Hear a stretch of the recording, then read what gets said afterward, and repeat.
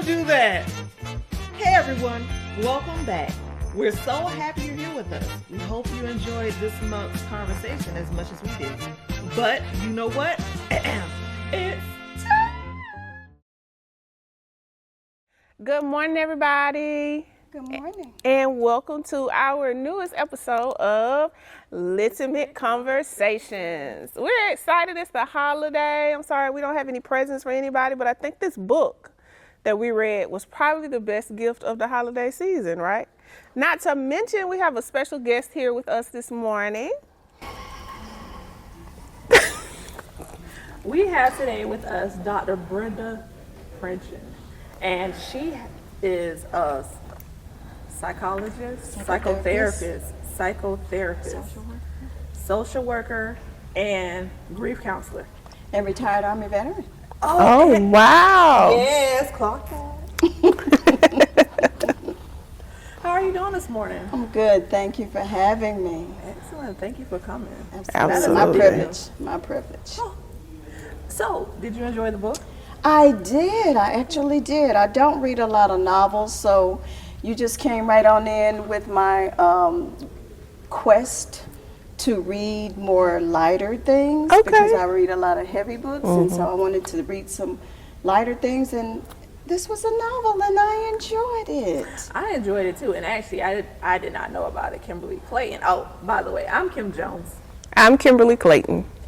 And Kimberly Clayton said, "Oh, I know what book we're going to read," and I said, "Okay." And this is it. And I'm a big fan of Jane Allen because, as you know, she's the author of Black Girls Must Be Exhausted, Black Girls Must Be Magic. She has like a whole line that we can't seem to keep on the shelves here at the Clayton County Library System. So that's a plus, and that tells us about how good of a writer she is in telling her stories. So before we dive into the story, let's just take a few minutes and learn more about you, how you ended up becoming a psychotherapist. Did that happen while you were active duty? What pushed you to that particular field of care? Life experience. No, that is not what I did in the Army. I have a lot of years in education as well, even within the Army. But one day, my emotions and my experiences chose me. My trauma came to a head. It was one day at a doctor's appointment. I went to a doctor's appointment, and one of the things was that I went to the doctor. I don't like male doctors. Okay. There's some stories behind that. And so I went to a women's clinic. I chose a women's clinic because everybody in there is supposed to be a woman. Everything went fine, but this particular day I asked my husband to go with me to the appointment. I normally don't do that. So everything went fine. I had a nice female nurse, female receptionist. Get to the doctor, it's a man. I said, what? And he was sitting at his desk, and we were kind of close like this, and he had scissors right there, and all I could think about was taking those scissors and stabbing him in his eye. It's a true story. Mm-hmm. She said that with a smile. I did. That's all I could think about. I couldn't hear his words. I couldn't hear anything. It was like I was just blacking out or something. And then I felt like I just shattered. But it was decades of my own personal trauma that just came to the head. And did you hear me say decades? Mm-hmm. Of my own personal trauma, it came to the head. And that was the day that just like flipped for me. But I kept saying, oh God, I feel like I'm broken. Then I'm a believer, I believe in, and I heard God say, baby, you didn't break, you broke through. You broke through? So I broke through. And so I kept thinking, if this is me, and I'm okay, how many other people are okay? So my thing has always been to help someone else. Okay. Not only when I get help someone else. Okay. So that's how I got into therapy. That's how I got into social work. I went social work first, and then that's how I got into this field. because I want to help some other people and help some women. People are suffering and people are struggling. And in these great United States of America, that should not be a thing. This is true. That should not be a thing. So, long story short, that's how I got there. So you talked about the decades of trauma. Do you think there was a lack of space to be vulnerable in the Army? In the Army, in life, as a woman walking in this skin, absolutely. Because nobody's taught, I wasn't taught to think about feelings and emotions. What girl? Get over it. You got stuff to do. Yes. You got people to take care of. I wasn't on the list much. Because you were taking care of everybody else. Taking care of everyone else. And I think that's the perfect segue into the book. I will say, this book hit me harder than I expected. I thought it was going to be this, and it was lighthearted, but I really thought it was going to be Richard Paul Evans that writes all of the Christmas books? I thought it was going to be a very romantic type of kind of book. And I understand that she writes very relevant books to relevant issues, but I was like, oh, it's a Christmas book. It's not going to be that. Being a person who's coming off of a breakup and dealing with grief of a best friend and having all of these different things in this one book, I had to read this in pieces because I could resonate with both of the co-main characters. And what was supposed to be a lighthearted fun read ended up being kind of heavy for me because it did make me have to face those things that I'm carrying, but it was fun. There was some fun parts. And so I guess as we talk about carrying and the lack of vulnerability, we'll dive right on in to Chloe. Is it Chloe? Chelsea. I'm thinking Chelsea, Carlos. Chelsea and Ramona. So these are the main characters of our book. They both got a lot going on. Absolutely. And it starts from the beginning. Chelsea is in debt. She's having problems finding her creative voice. And she has this person in her life that I guess is trying to push her, but from a different space than what she needs, I think. And then and Chelsea is in Malibu, California, so you can pick that up and understand that Chelsea is, for lack of a better term, a trust fund baby. She is well off. And then by birthright, not necessarily in real time, but she has the means to be well off. And then we have Ramona, who comes from a working class family, who has made her way. And I think I assume she's an engineer of some type, architect of some type, one of those. Well, it says that she's in accounting, and she chose accounting because of her family and her family values. She wanted to be an artist and work in the art space, but did not find it to be financially stable, and being embedded to be a working class and to have money put aside, and like she took the safe route, which I think was the beginning of her problems. But who am I? And I think that when you come from families like that, where you sit down and you watch your family do these things where they make life happen, you pick up those traits, and that's how you decide to live your life in some aspects. I think she was trying to live based on what she felt like her parents would want her to do.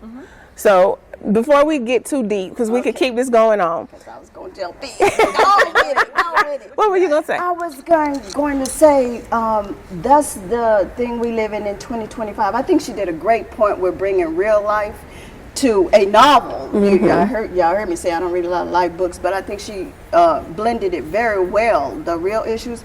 But to your point, I think she did want it to be something more creative, but she chose, quote unquote, the safe route. But then that reminds me of how we as a people, the whole, stifle the creativity of other individuals, especially as parents. We said, oh no, you got to go out here and make this money, doctor, lawyer, and blah, blah, blah, blah, blah, and not put any stock in the one that wants to be an artist. So. And there's a lot of healing in art that I think people overlook. Being a musician, I think people don't understand how important those particular fields are in the grand scheme of what people deem to be the important careers, because it is the, how do you say, I guess it is the sand that fills the gaps, right?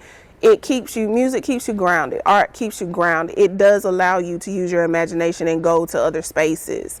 And I think a lot of people overlook how important that is in life. And so we deem those as the fun careers, the ones that aren't going to make you any money. And we do know that there are many people that make good money, and not just mainstream people. There are people that aren't mainstream that make very good money doing art and music and the creative careers that are often overlooked. I often look at glass blowing companies and I'm like, how do you have a Thrive glass blowing company? But then you look at the process, you look at what they build, it's one of a kind, and people live for the uniqueness of just that little piece of time. And I think it's very, very much overlooked. I just want to say two things real quick. One, I definitely want to take a glass blowing class. I think it looks so fun. Oh. Because I just, from the point of, what was that movie where the guy was putting the spikes in the sand? It was a love movie, Hope Floats or something like that. Okay, I haven't seen it. He was putting the spikes in and waiting for the thunderstorm to happen, and the lightning struck, and what was it? Sweet Home Alabama. Sweet Home Alabama. And I should probably know that, shouldn't I? Wait for the Roll lightning Tide. I said it on camera, Laura. We are Bama grads. Can we please get a close-up on my face?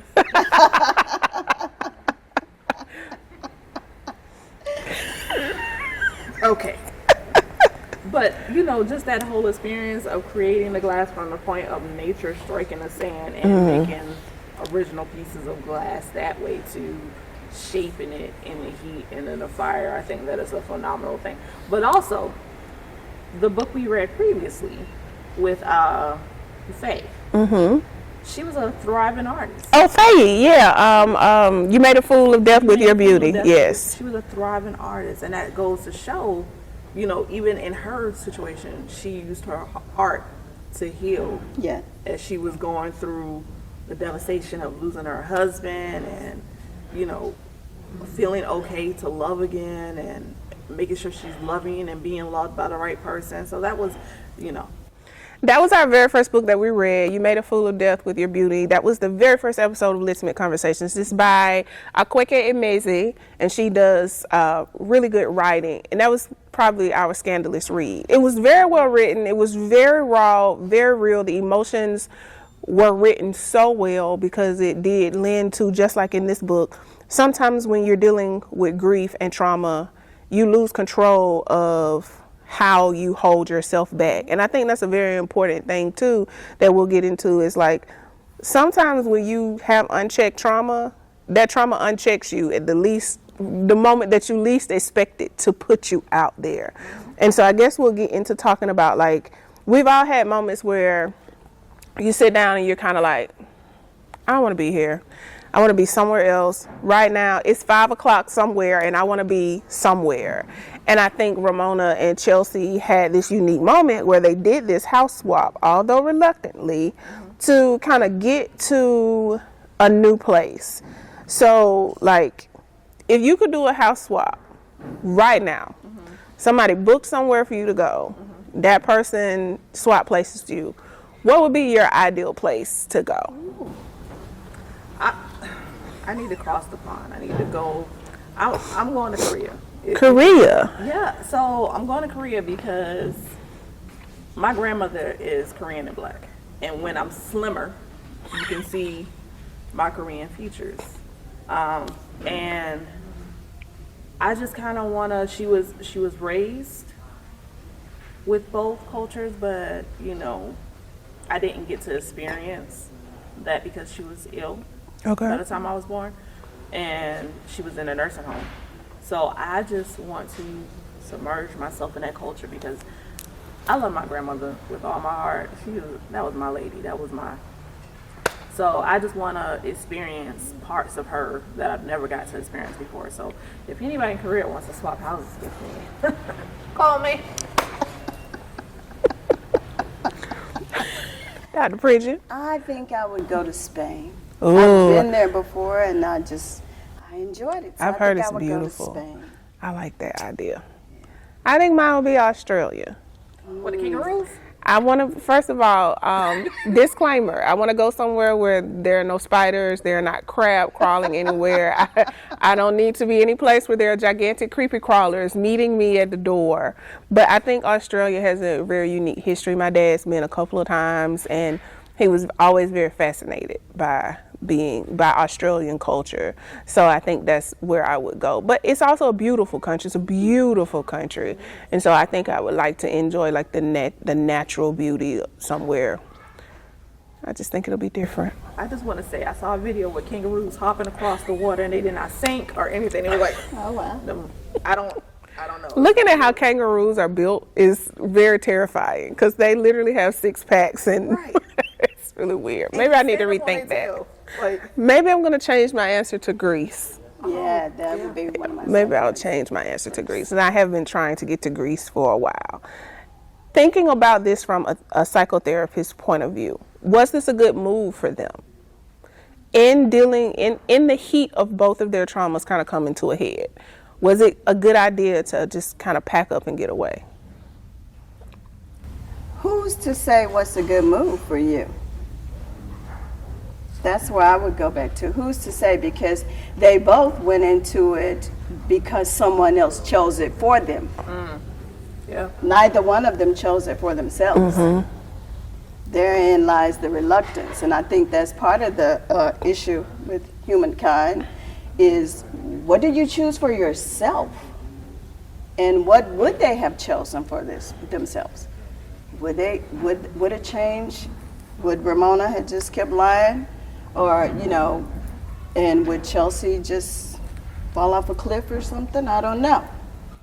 I saw that happen. I mean, Yes. I think she definitely would have lost the house. Absolutely. Yeah, she definitely would have lost the house. I think Ramona would still be faking an engagement. I think she would still be keeping her mom happy. Today. Yeah. But somebody chose for them. Right. And so on the flip side of that, they both somewhat had a support system. Mm-hmm. So it ended up being a good move for them, but I would say they both went into it with reluctance.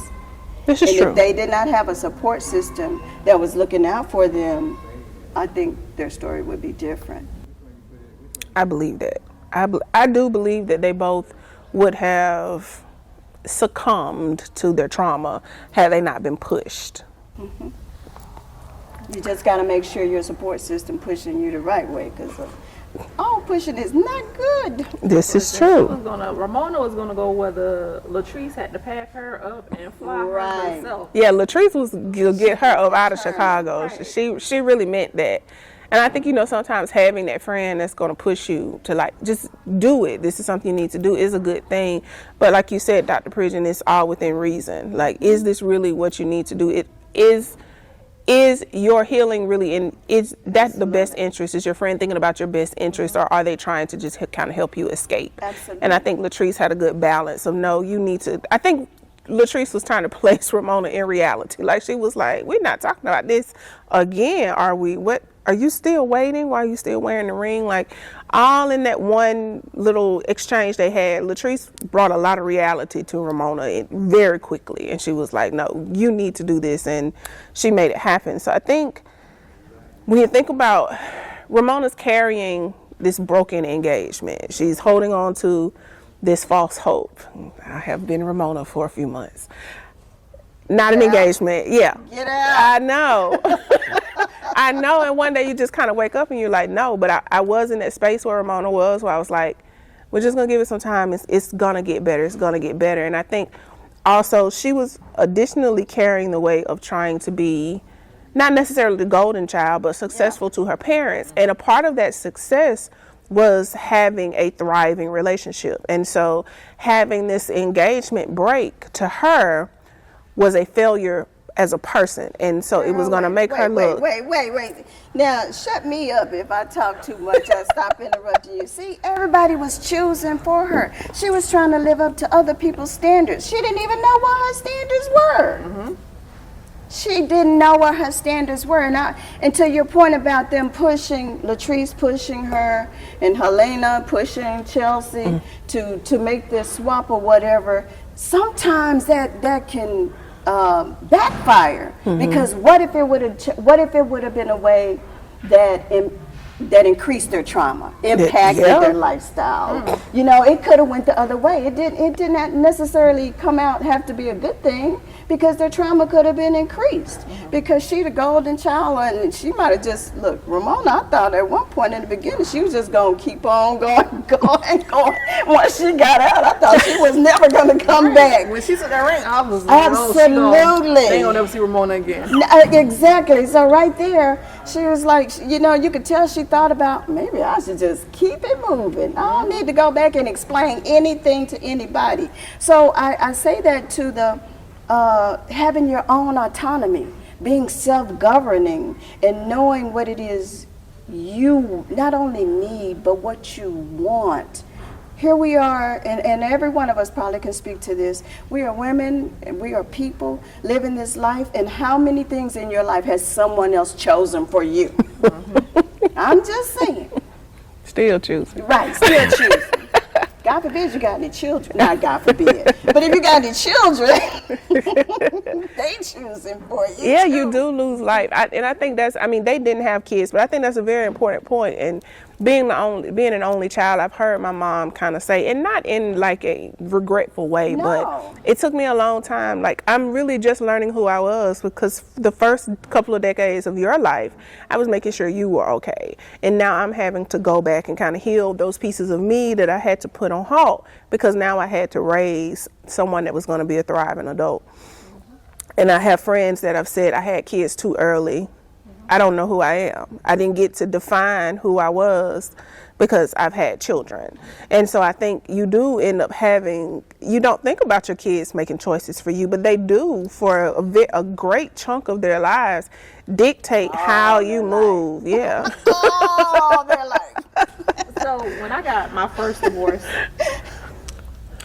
I remember I was standing in Target, and I was on the deodorant aisle, and my daughter was saying something to me, and my son was like bothering my daughter, and I was just standing there on the deodorant, like, and then finally my son said, "Why are we still sitting here?"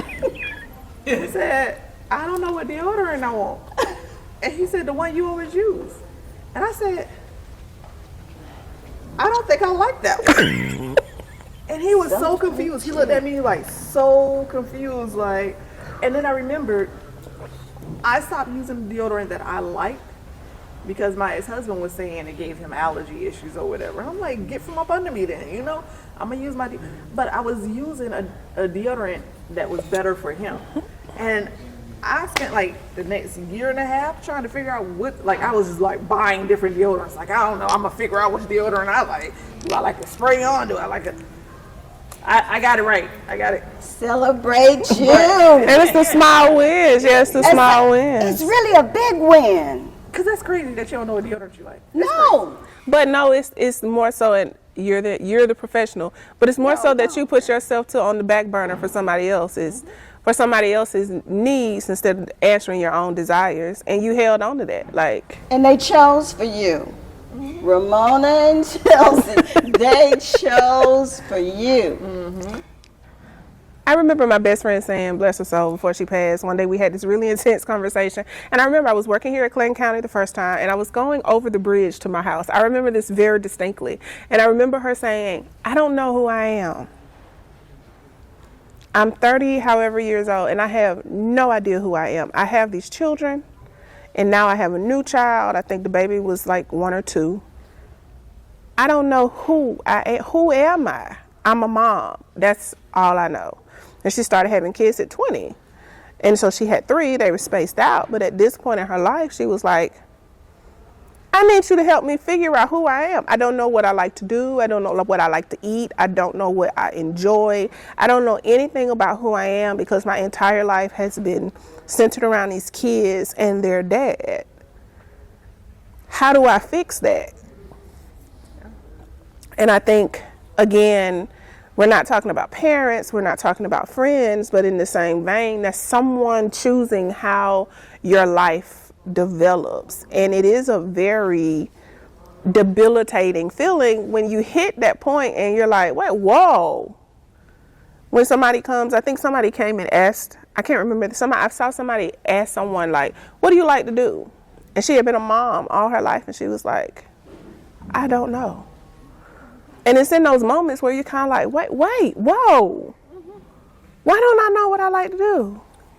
And being a mom or an engineer or an artist, it's not who you are, it's what you do. See, we have that twisted a lot of times. We find there's this big thing out now, and y'all are librarians, so y'all probably know about it, about people finding their identity in their profession.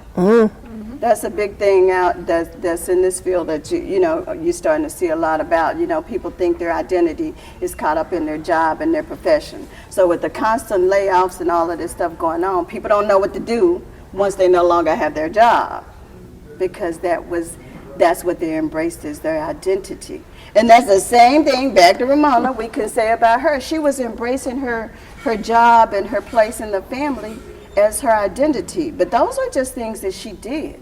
It wasn't who she was, because I'm gonna fast forward, because I just really appreciated when she surfed. I loved her and Jay. She took the autonomy over her body, and she said, oh, is this what it feels like to be me? She started identifying who she really was. I think I love what Jay did for her. Jay had a freedom that nobody else in the book had. Right. He was financially free. He was physically free. Like he was debt free. He was free, and he also had no problem having gone no contact with his parents. But he did share that bit of vulnerability where he was like, I'm the kid that's the failure. Like, I'm the one that's the failure. And he also shared, like, how am I the failure? Like, I've made enough money to sustain my life. I'm doing something that I love to do. I have a house on the beach in Malibu. I have this freedom. But to my parents, because I'm not this, and this, it went back to the same thing Ramona was dealing with. Because I'm not this, and this, I'm considered a failure. And I think it was a beautiful way to write where Jay was now at the stage where Ramona was striving to be, because he had been the disappointment, so to speak, to the family, but he was now in a place where he was thriving. He had healed past wanting to be accepted, and I think that was a beautiful thing for her to have that particular future mirror. So this is my thing with Ramona. You experience a Jay, and then you go home and call Malik. You text me, girl, what was you thinking about? What was you thinking about? Because Malik would not have shown up to my family for nothing. That was the messiest part of the book. Why? And I think, but it showed how your choices lend to consequences. Yes. Because Ramona did not share with her family. They were broken up. He was still in the family group chat. But Audacity is free 99 these days, because why did you show up? It's the question. Because he walked up in there big and bold. Right. Like, and furthermore, you walked out. You packed all of your belongings and left me with no contact. So you don't know what I told my family, and you came up here with your audacity.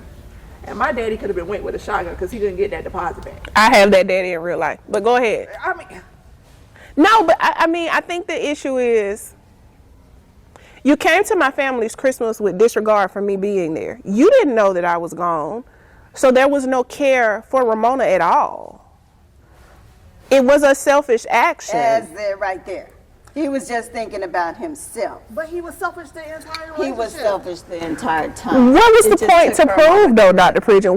What could have been running through his mind? Me. That's the point. Me. What I want to do, how I want to do it, regardless of what it costs someone else. Because back to Jay, everything Jay did cost him something. This is true. It cost him something. So every choice, I tell my kids, every choice you make, it affects someone else. So when you make a choice, you have to decide what you want it to cost you. It costs you, and then it costs the people around you sometimes. See, well, Malik didn't care. He didn't care at all. Cared about Malik. I'm gonna show up to this best party ever once a year, and I'm gonna be here. First of all, I want a Christmas party like that. The Christmas around the world. Somebody put that on because it sounded like it was really nice. And you know that party was meticulously planned. Right. From January 1st of that year because of the way they described Melba to begin with. Yes. Melba was a meticulous individual. And that is something else that she burdened her daughter with. Yes. Like, everything has to be picture perfect. Everything has, because when Latrice was throwing shots, because Latrice was throwing shots, y'all. I'm just letting you know. She was throwing them shots. She was jabbing. When she said, girl, you the person that puts your food in containers, in matching containers when it already came in a container to begin with, and label it. I was like, who got that kind of time? She ain't got no kids. That's why she got that. Now that I think about reading this book, and I had imagery in my mind, but have you all ever seen Jump the Broom? Oh, yeah, with Loretta. With Loretta Devine and Angela Bassett, and I can't remember who her mom. Yes, I do. Pettiford. Her last name is Pettiford. Played who ended up being the birth mom. But you remember the kitchen scene where Loretta Devine dropped the bomb that Angela Bassett was not Paula Patton's mom. That whole kitchen scene at the Christmas party. That is how I envision everybody looking like. What have you done? But it wasn't like somebody that, it was just kind of like Carlos was coming in trying to clean things up. And so I think we need to talk about Carlos and Chelsea a little bit. Because I wanted Carlos to develop more. Because Carlos was the playboy. And that's what I was going to say. I love Carlos because of the way he changed just enough. But you'd be like, Carlos? Really? But Chelsea was struck love at first sight. Chelsea saw Carlos and she was like, I want to see him again. She did. And you can't be mad at Carlos because he told her straight up who he was. He did. And it was up to her. Choice. There we go back with the choice. Choice. When I it read, was up to her to get into it. Carlos said, I don't spend the night. Right. Carlos said, I won't be here in the morning. Carlos said, I'm here for a good time, not a long time. Right. And I like Carlos for a cheers, Carlos. Right. That's why I couldn't be mad at him. He just told us straight. He was authentic about who he was. He was authentic. I do appreciate him. And Chicago is a beautiful city. I've been. I do appreciate him taking Chelsea outside of her norm. I think that was beautifully written, where he took her to the pizza place in the culture. Everything that he did with Chelsea was in his culture. It was in his part of town, what most people would probably consider the hood, but it was away from that Malibu-esque scenery. She was not looking at the Chicago River. She was not looking at downtown. She was now in the heat of Chicago, of Carlos's world. And made it out.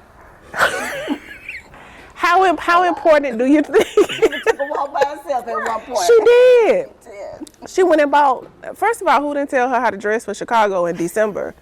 Why are you there with a jacket? Because she is in Malibu.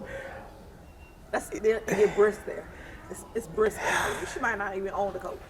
I think she said she didn't. She didn't own a coat. Somewhere it came up that she didn't own a coat that was Chicago. Yeah. And Chicago coat, you need down feathers. She needed some Timbs and a hood. She needed a lot coming from Malibu because she was going to feel colder anyway because she wasn't used to that weather. But I think, how important was it, do you think, for Chelsea's healing to be outside of her normal world? Oh, I think that was very important for her. And I was glad that she connected with Carlos because even though he told her who he was in the beginning and she was attracted to him, he had a sense of compassion and empathy. He was compassionate and empathetic. He was very kid glove with her. Yes, he was. But in the right moments. Yes. He he gave her what she needed. Yes. He was very curt with her when she needed it. But in other aspects, he handled her very carefully. did. But he was also, you could tell, kind of restraining himself because he was trying to keep up with who he thought he was as well. That's a really good point. So I think he was trying to keep up with his image that he had developed. I think taking her to that candlelight concert and then cutting her down and being like, oh, I was supposed to take somebody else. I wanted to throw the book. Because why would you do that to her? That was probably the moment where I was like, wait a minute, you taking this Playboy thing too far. Why would you tell her that? He wasn't telling her that. He was telling himself that. Like, it came out to her. But he was, like you said, trying to maintain the image that he already made for himself. So he wasn't checking her. He was checking him. That's a good That's the way point. I took it. And that's why authenticity is so important. Man, we live in such a world, and they did too, where everything is built on image, the facade. I don't believe anything on social media. So now that you're talking about image and facade, let's talk about Joan. Oh, that's the one. We cannot talk about this book without talking about Joan. Because Joan was the antagonist of the book. There's two ways to look at this. Not Chelsea. Ramona put herself in a very precarious situation.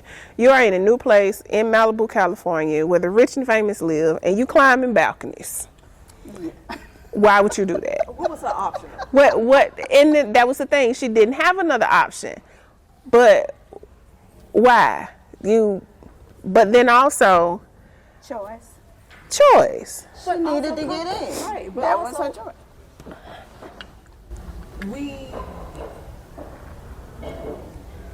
She is used to her own comfort, and when she made it there and saw the scenery and understood she was in her own little bubble, she began getting comfortable then too. Because it was beautiful and relaxing, and she was getting a release from everything that she was going on in Chicago. So I saw it as her being comfortable and maintaining her bubble. Okay. And not concerning herself with nobody else.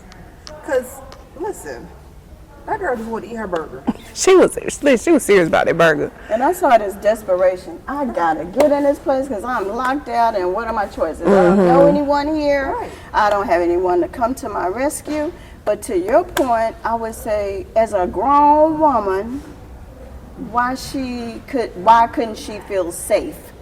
Why couldn't she feel safe going into the place that's paid for and bought for her? She should have been able to feel safe doing that.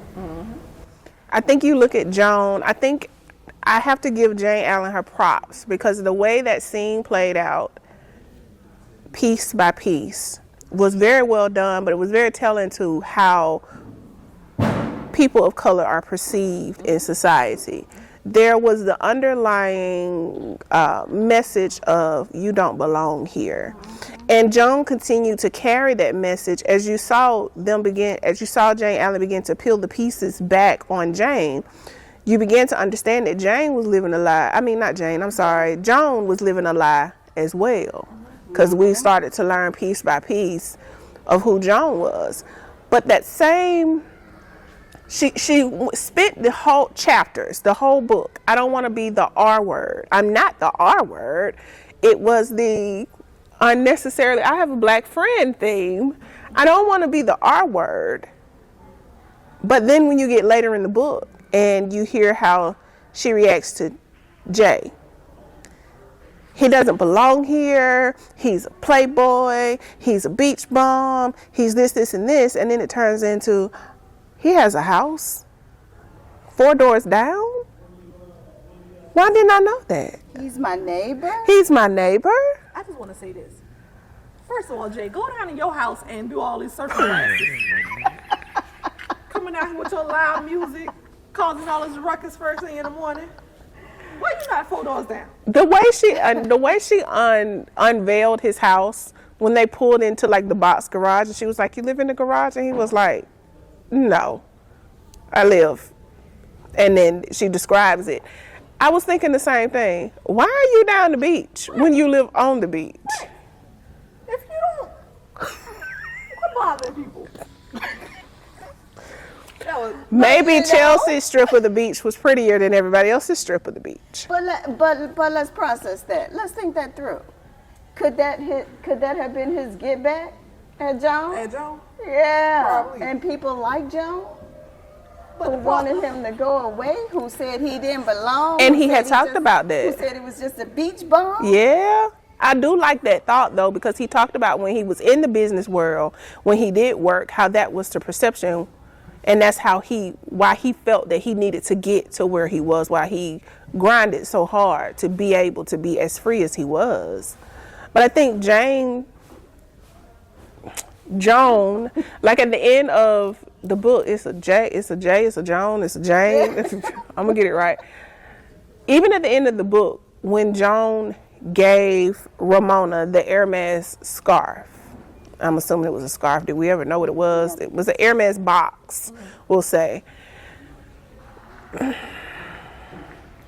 She never owned up in any way to what she did. She continued to try to buy herself out of the reality of how she presented herself.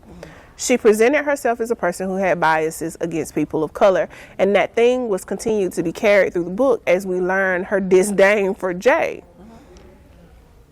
But she never apologized to Jay. She never owned up to the fact that she had this explicit bias that she continued to carry against people of color, because even understanding that Jay is in your neighborhood, Jay may not have all the money you got, but he can match you for a couple of things. Y'all have equal real estate at this point. So now you're questioning how and why didn't I know?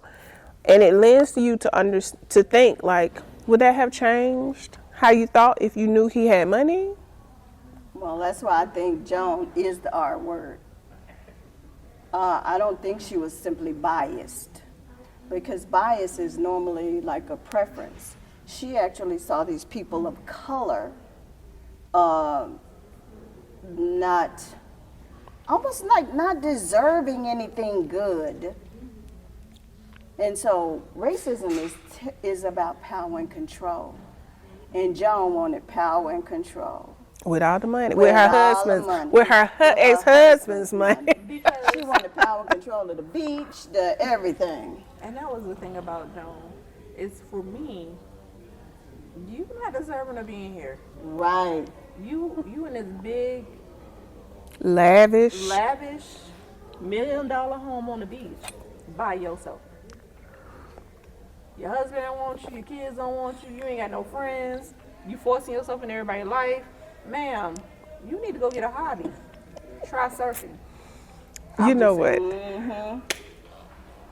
When you learn that her kids are quote unquote estranged, and then I think what was also more telling was Chelsea's reaction.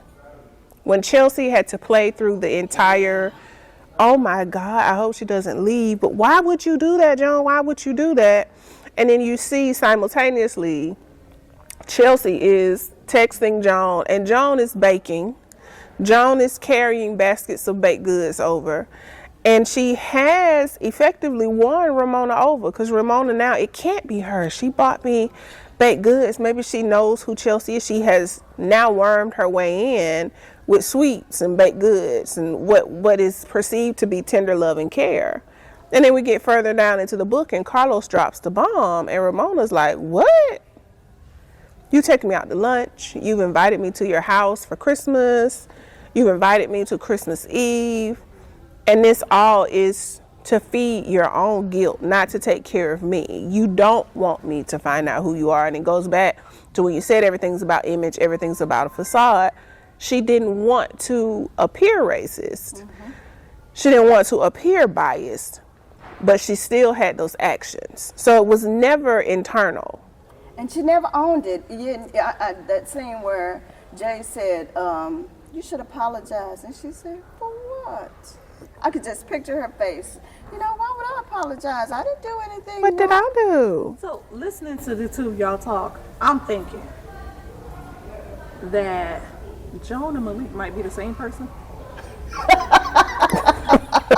What?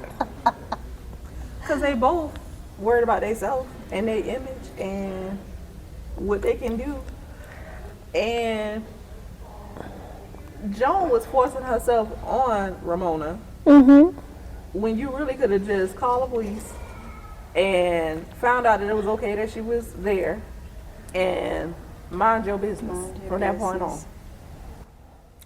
I think Malik, I have to give Malik a little bit of grace. I think he had a surface level amount of self-awareness. He knew Ramona was going to be too much for him. He knew that he was not going to be able to catch up with her.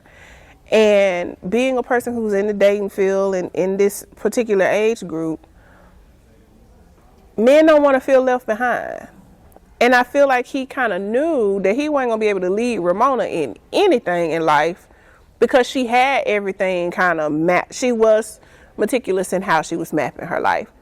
Now, why would you wait to propose to me to make that particular decision when we've been dating? You already knew that is the question. Because that's why I'm raising my hand. Because, sir, you ain't know that 3 dates into this? You ain't know that you a personal trainer and I'm a financial advisor for a major artist? Like, sir, what was your plan? Dr. Pridgen, what is the power move? Let's talk about the power move, that the perceived power move that Malik made by telling Ramona to keep the ring. Man, he think he did. He think he did her a favor. He think he was doing something for her. He was just really doing it for him. He think he, but you know, I want to go back a little bit. That's why, as in therapy, you know, when I work with couples, I always say, you need individual therapy first. Everybody needs individual therapy. You get yours, he get his, or she get his, or whatever the partner is, y'all get yours. And then you come together.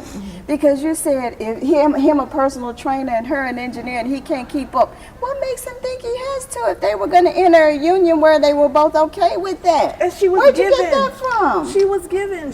Look, you moved into her house. She was willing to give you everything you needed to Absolutely. feel like the man you were supposed to feel like. But it was that problematic, Dr. Pridgen. Let's talk real life. Which part? So let's talk about how much Ramona gave Malik, right? She gave him a lot of her. Understanding she knew that she probably had already perceived that they were unbalanced in their positions in life. But she chose to continue to give to try to help him understand that I love you, I'm here regardless. Where's the problem in that? I'm going to say 2 words. Identity and authenticity. She didn't know who she was. He didn't know who he was. There was no authenticity in any of it. She was trying to people please, not only her family, but Malik too. How long can you go like that? How long can you live like that before you have some negative impact on your life? You're probably having a whole lot, you just haven't noticed it yet. I'm gonna say a third term, self-awareness. You got to be self-aware that this is my behavior, this is my cycle, this is how I'm living life. Is this, how's that serving me? Is this good for me? Did those 5 cookies, were they okay? Or should I just have eaten one and just called it a day? You know, how is this thing serving me? And I think we have to be self-aware, we have to be authentic and know our identity and I'm gonna tell you, it's a lot of opposition to that. It's a lot of opposition to that. It's not welcomed in society. It is not, but take it. You have the autonomy to take it for yourselves. I know I'm preaching to y'all now. Take it. You have the autonomy to take that for yourself. I don't care how old you are. I don't care what your socioeconomic status is. I don't care what your intelligence or your academic blah, blah, blah, blah, blah, blah, fill in the blank is, but take your autonomy. You know, Malcolm X said the black woman is one of the most Disrespected. yes, disrespected. people in the world, and an endangered species, basically, because everybody's trying to take our autonomy, your body, your mind, your service, your whatever. So yes, it's problematic that she's serving him. Why? Pause. The power's in the pause. Pause and say, why do I feel like I need to do this? Do I want it? I don't like that deodorant. I don't like that deodorant. I don't like the way you cook your eggs. Do I have to have that? No, cook my own dang eggs. Whatever the thing is. And I'm telling you, it starts in the baby steps, what we deem baby steps, but the baby steps are big steps. It starts in the deodorant. It starts in, you want to go to bed at this time and I want to go to bed at that time. Take your autonomy. I'm talking to somebody. I'm talking to somebody. Take your autonomy. Choose for yourself. We got a lot of things that choose for us. Choose for yourself. And don't choose in a way that harms yourself or anyone else. That's a good one. Don't choose. Did I answer your question? You did. Okay. I think too, I guess this is two questions. How much of Ramona's actions was codependency? And then secondly, is there a healthy balance in offering the person that you love some grace, in providing them maybe pieces of your life that you wouldn't normally share? Well, let me ask you this. Try not to touch the mic again. Let me ask you this. If you never had a healthy balance, how do you identify it? That's a good question, Dr. Pridgen. What's the answer? I think everyone has their own unique answer. You give as much as you want to give. You know that old stupid saying, give till it hurts? That's stupid. You give as much as you want to give. No is a complete sentence, and it's not a bad word. And I don't care who you're talking to. It's a complete sentence, and it's not a bad word. So you have to, that's back to identity. Identity, you have to decide what works for you. What's working for you? If somebody asks you, for some reason church just came to mind, no offense, but you know, some churches got the monetary lines or whatever. You know, is it hurting you to give that? Maybe you shouldn't be in that line. So you got to identify for yourself. Where is your place? And and going back to her dependency, that was her experience. That's how she was brought up. She was clearly a daddy's girl. Yeah. That's how she was brought up. So that's all she knew. So if nothing changes, where is there going to be a line for her to identify, oh, I can have something different? Surfing was her line. I love that she decided she wanted to surf. I also like where she went and she researched.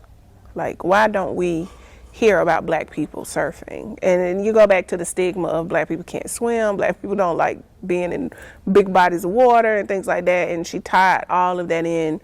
The racial themes that she tied in were not overtly blatant. They were very well placed in the book. The characters of the book, you could have switched their ethnicities at any point. Yeah. But the racial themes that she put in were placed so perfectly that had you switched anybody in the book, those themes still would have been relevant to the plot of the book. And I love people that write like that, where the lessons are still just as impactful no matter who the people are in the book. Understanding that she wrote the book how she wrote the book. Can I take a pause here? Yeah. I feel a little something. Everybody take a deep breath. Yeah. One more. One more. You going to buy some deodorant I felt today? that heavy.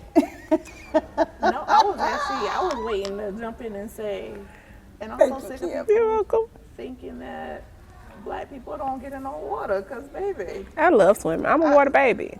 listen, I love being in the water. I love being near the water too. I feel closer to life. Just like I feel closer to everything in the ocean. You put me in the ocean, I'm gonna sit there. Well, I mean, life starts in water. Life starts in, so you have to think about it that way. But I'm gonna sit there and I'm gonna just find I can meditate in the middle of the ocean. You know, like I'm the person that will take a boat ride just so I can see the lights reflecting on the river. I'm gonna stay on the sand. But you know, so I want people to get rid of that stigmatism that black people don't do water, because baby, we do. Well, I think as we go through our Litimate Conversations, we will have a book that talks about where a piece of that stigma comes from. Just a quick little tidbit of what could be to come in the next couple of months. I think, you know, a lot of these stereotypes that are placed on any ethnicity, any group, any culture, it comes from some piece of history. It comes from something that was restricted or taken away, and then there was some stereotype that was developed because whatever group of people decided to position themselves based on what was taken away from them. And so we'll talk about all of that in a couple of months. I think as we talk about Ramona and Jay, we talk about Chelsea and Carlos, we talk about our outliers, Joan, and then eventually Malik. What happens to both women is that something is cleared, something is opened. Ramona realizes that she had suppressed a part of her life that she loved the most, and that was her artistic side. Chelsea finds her spark.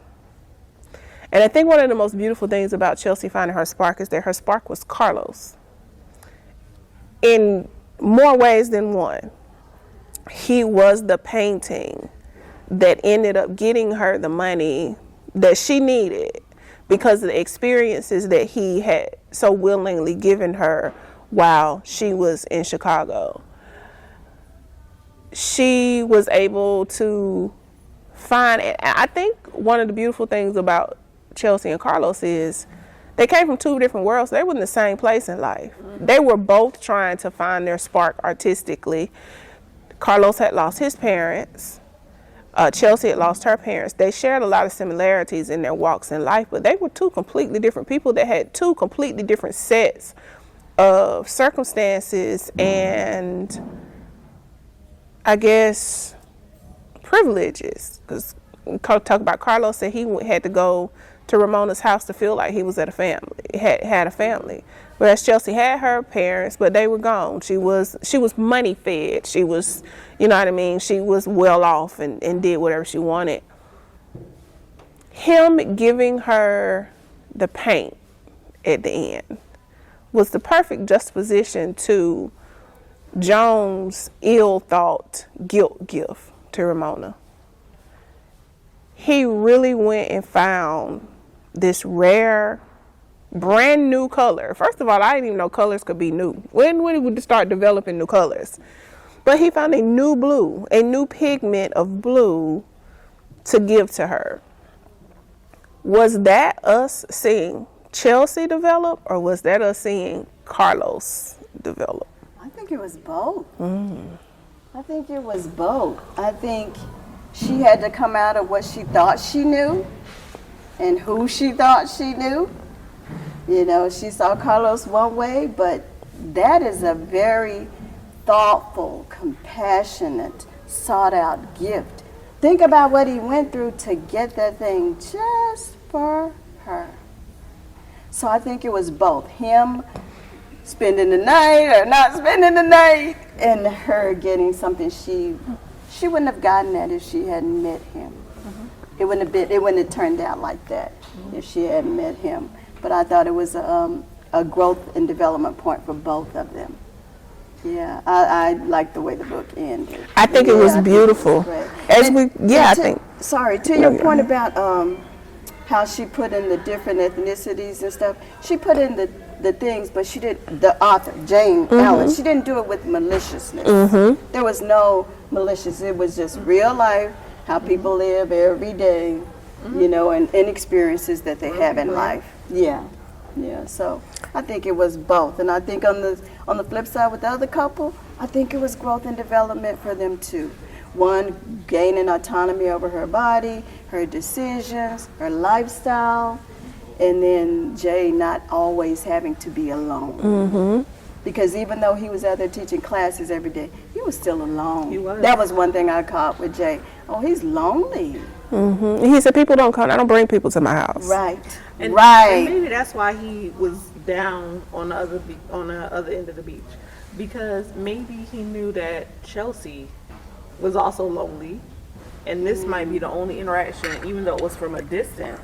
This may be her only interaction with people that day, even though it was just her watching them from her deck. I think too, maybe there was a preservation of who he was. Yes, that for sure. He didn't want people to know he lived there. Yeah.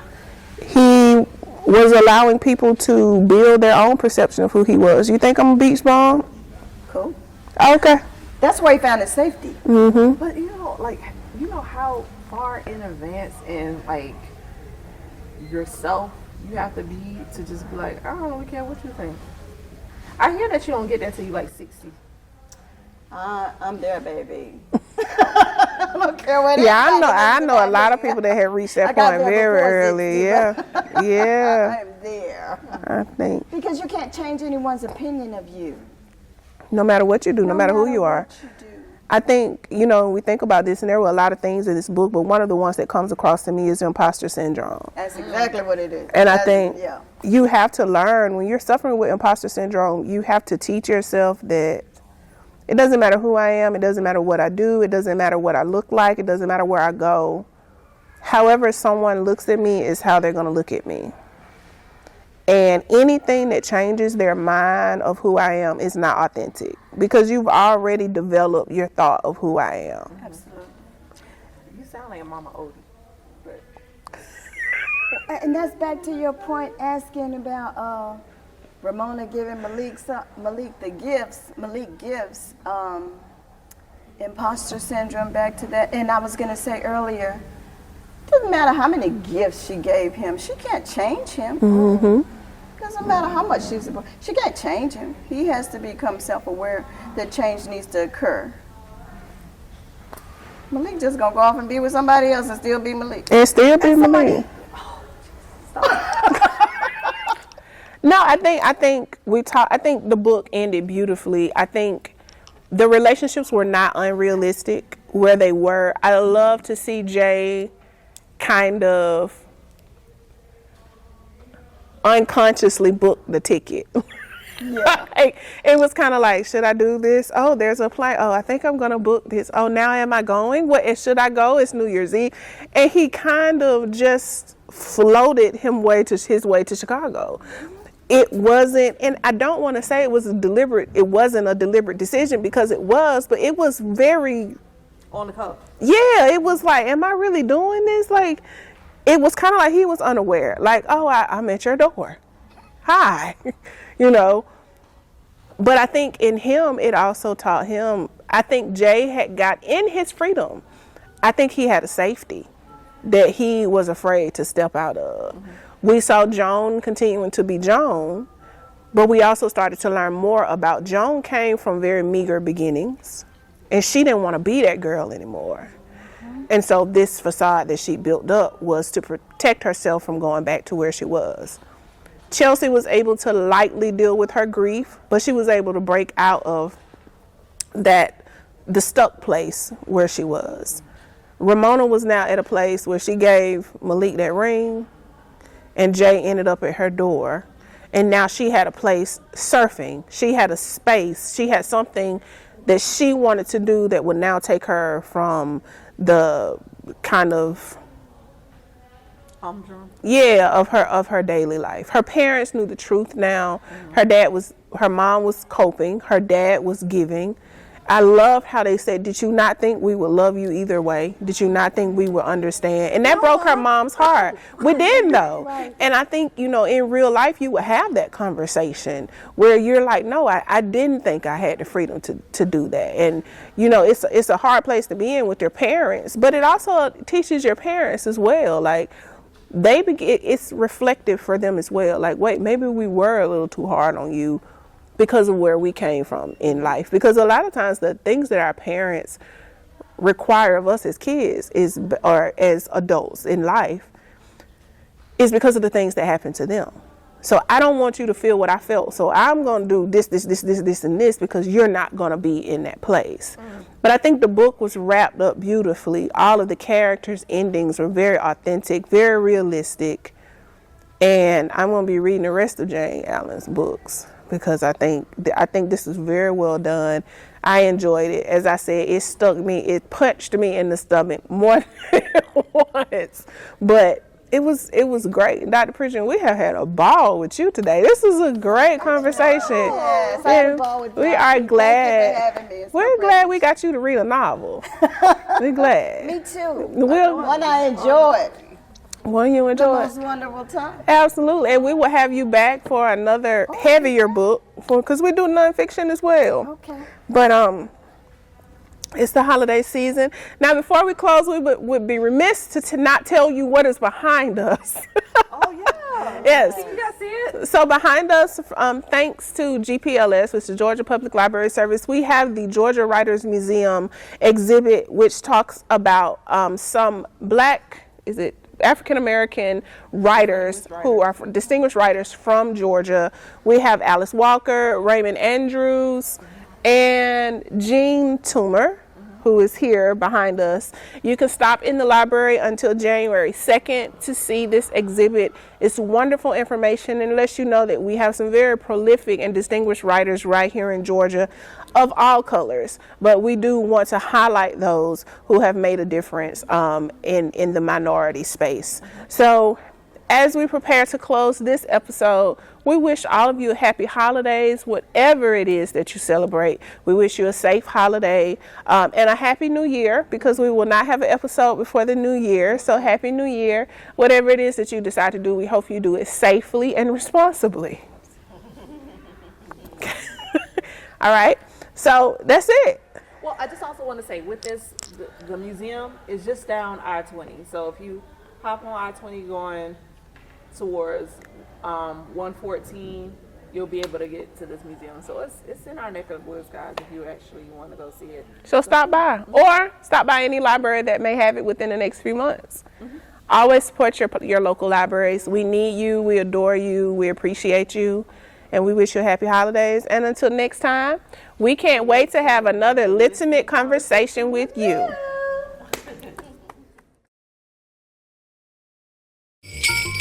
Ho, ho, ho, ho, ho.